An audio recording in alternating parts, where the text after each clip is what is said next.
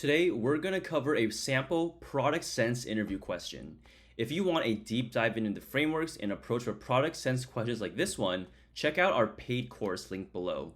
In it, we cover the framework to answer how would you build a product or how would you improve X type questions.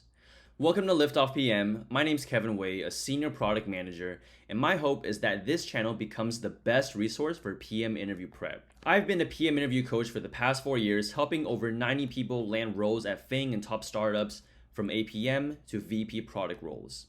An easy way to show support is to just like this video, and if you want access to our comprehensive PM interview course, click the link below.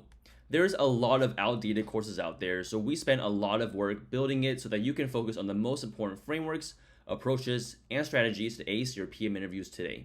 All right, let's dive in. The question is, build a product to help people give better presentations. The approach that we'll take is identify the most important challenges to solve the who and why, set goals for the product, suggest functionality that would solve for the user and drive the goal, recommend an MVP set of features, and identify sub-metrics that would drive the overall goal for your MVP. Let's start by clarifying that we're building this product from scratch and not within another platform like Google Slides or PowerPoint. Let's also say that the scope of this question is not about how to hold more effective meetings. This is only scoped to how someone can get better at giving presentations. Next, let's brainstorm some pain points and talk through what sort of people might have those pain points.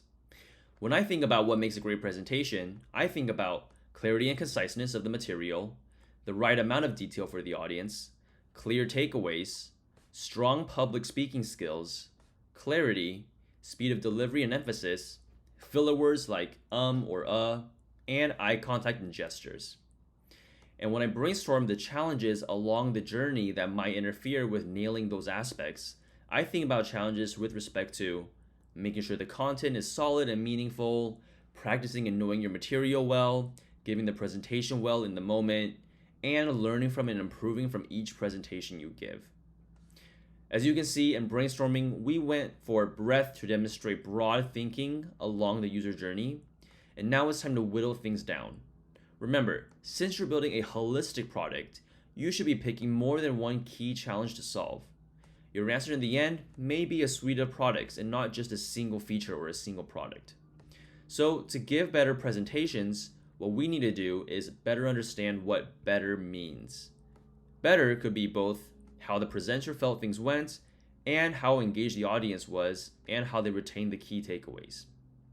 For the former, we can track the presenter's self-reported satisfaction, and for the latter, we can track viewer satisfaction.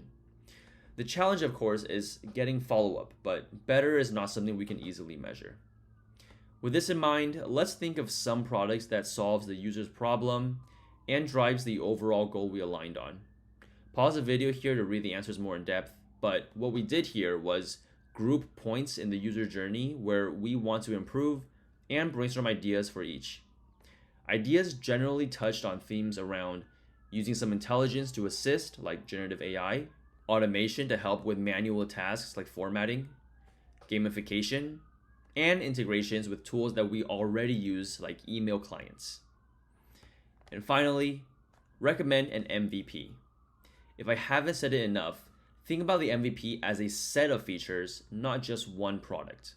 Otherwise, the MVP might feel incomplete.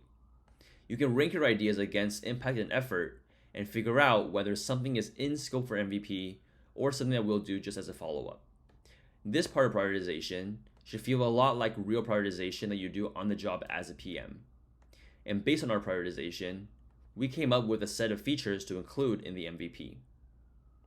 And now, time permitting, you can identify sub-metrics to drive your overall goal. We define two top-level metrics: satisfaction for the presenter and satisfaction for the audience. Keeping this in mind, think about some sub-metrics for the presenter as well as the audience user types. Remember to consider both sides of the quote-unquote marketplace here so that you are thorough. If you need help, consider their end-to-end experience and consider what needs to be true for them to succeed.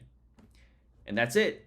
If you found this lesson valuable, click the link below to access our comprehensive paid PM interview course, which has more lessons just like this one that will help you tackle all the different kinds of questions you will face in your interviews at FAANG and top startups. Good luck with your upcoming interviews.